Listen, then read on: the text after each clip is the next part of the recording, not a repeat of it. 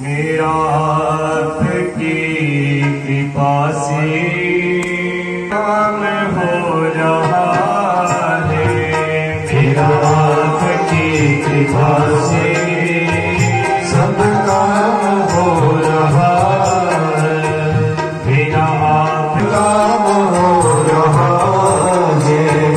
करते हो तुम कन्हैया मेरा नाम हो रहा है, करते हो तुम कन्हैया मेरा नाम हो रहा है, मेरा आपकी कृपा से सब काम हो रहा है, मेरा आपकी कृपा से सब काम हो रहा है।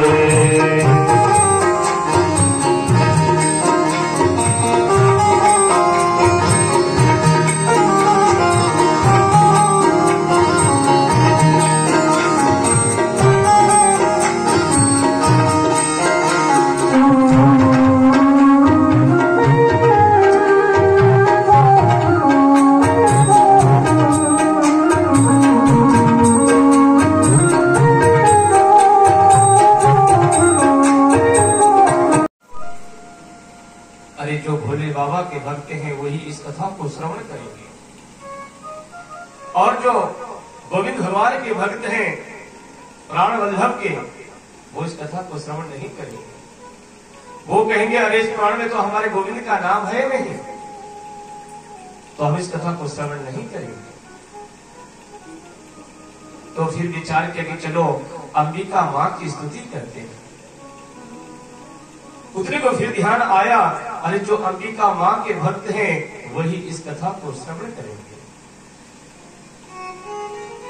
वो कहेंगे अरे हमारे इष्ट देव की इसमें तो स्तुति नहीं की गई, हमारे इष्ट देव का इसमें नाम नहीं, तो हम इस कथा को श्रवण नहीं करेंगे। और हम चाहते हैं कि ये भागवत कथा जन जन तक पहुंचे, सबके कानों में पहुंचे और सबके हृदय में उतरे। तो स्तुति करे किसकी? उतने को ध्यान आया चलो सत्य की स्तुति करते हैं। और वैसे भी देखो ये जो सत्य है ना ये सबको प्रिय है।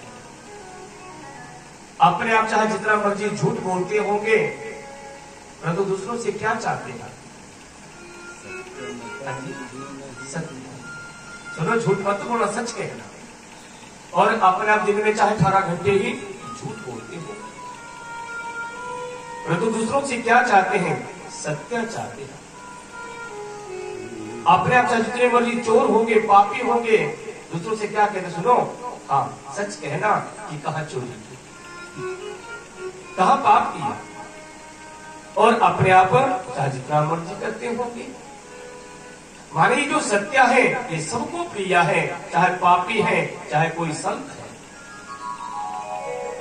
तो व्यास ने स्तुति की केवल सत्य, सत्यम परम धीमहि। और यात्रा संपन्न कहां होगी? मृत्यु। जन्म और मृत्यु के बीच की जो दूरी है बस यही जीवन है। इस जीवन को कैसे जिया जाए ये हमें ग्रंथों में बताया गया। जन्म ये तो नोयादि तरत चार्थी स्वविज्ञ स्वराट। जीवन सार्थक होगा प्रभु की शरण में जाने से। परंतु जैसे कई बार मानो बहुत बड़ा सरोवर है और हम उसके धरातल का अनुमान नहीं लगा पाते। कई कहते इतना गहरा है, दूसरा आएगा नहीं वो उतना गहरा है, तीसरा आएगा नहीं वो उतना गहरा है। माने सबके अपने अपने मत। परंतु चाहे वो जितना मर्जी गहरा होगा ये निश्चित है कि धरातल था। जब धरातल था तभी वो पानी टिका है। तो ऐसे ही भगवान, जब भगवान है तभी हम सांसें ले रहे हैं, चल रहे हैं, बोल रहे हैं, देख रहे हैं। जब उनकी कृपा नहीं होगी तो हम अगली सांस भी नहीं ले पाएंगे। जैसे हमें ये वायु नजर नहीं आती तो वैसे ये भगवान, परंतु ये निश्चित है कि वो है तभी हम इस संसार में यात्रा कर रहे हैं। और वो हिरण्यागर्भ ही नहीं, बल्कि स्वयं उन्होंने ब्रह्मा को 4 वेदों का ज्ञान प्रदान किया है। राह पे चले। और पूज्यपाद गोस्वामी तुलसीदास जी बड़े सुंदर शब्द कहते हैं। क्या कहते हैं?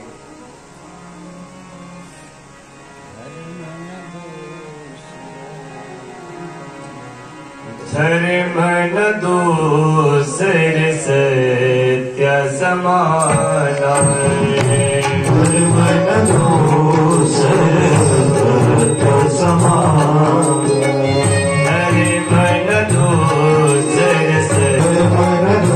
दूसर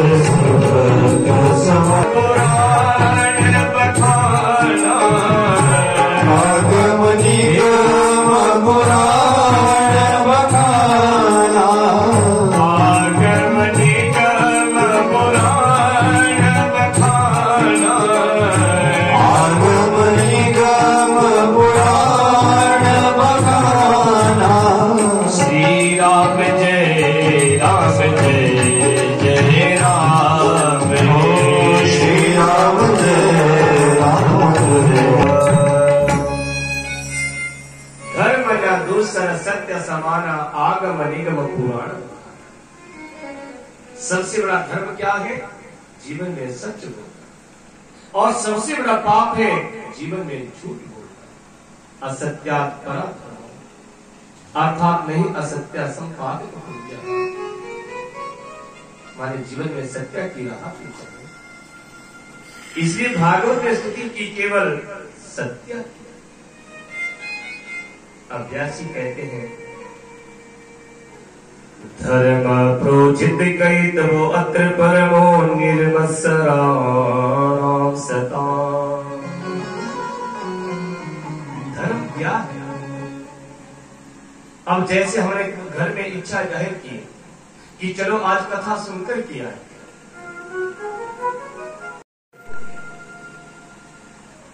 अब घर प्रति यहां पहुंचकर कि ये भागवत की कथा हमारे समझ में कब आएगी? पहले अपने मत्सर को बाहर निकालना होगा। मत्सर और मच्छर में थोड़ा सा अंतर है। मच्छर हमें बाहर से काटता है और मत्सर हमें अंदर से काटता है। निर्मत्सराणां सदा। अब मच्छर से बचने के लिए हम पंखा चला लेंगे या कोई अन्य उपकरण चला लेंगे, परंतु ये जो मत्सर है ना, इससे बचना आसान नहीं। और जब तक हमारे मन में मत्सर है, जूम कर लेता हूं, तब तक चाहे जितनी मर्जी माला खेल, जितने मर्जी ध्यान से कथा सुनने के लिए बैठे, नहीं होना चाहिए, कथा समझ में नहीं आती। स्टिक के साथ होगा वो फिर। अब ये मत्सर क्या है? मत्सर है ईर्ष्या। जब तक हमारे मन में ईर्ष्या है, अरे वो वैसा है वो वैसी है, तब तक हमारे द्वारा की हुई भक्ति फलित नहीं हो पाती। और वैसे जब हम किसी को अंगुली उठाते हैं ना, अरे वो वैसा है वो वैसी है, तो अपनी ओर 3 होती है कि पहले अपने अंदर झांक करके देख लो कि आप कितने धुले हुए हो। तो व्यासी कहते हैं कि पहले अपने मत्सर को बाहर निकालो, किसी के प्रति कोई ईर्ष्या ना रखो, तो अवश्य हमारी समझ में एक कथा आएगी। ये कथा है कैसी? शिवदम। तो शौनकादि ऋषि कहते हैं ठीक है सूत जी, गुरुदेव आप हमें इतना बताओ, इस भागवत कथा का प्राकट्य हुआ कैसे? सबसे पहले ये भागवत रूपी फल इस धरती पर किसके द्वारा लाया गया? तो किसने सुना और किसने सुना? तो सूत जी कहते हैं कि ये ऋषियों, संयुतम पीबत भागवतम रसवालय मुहुरहु रसिका भुवि भावुकः निगम कल्प तरुर गलितम फल।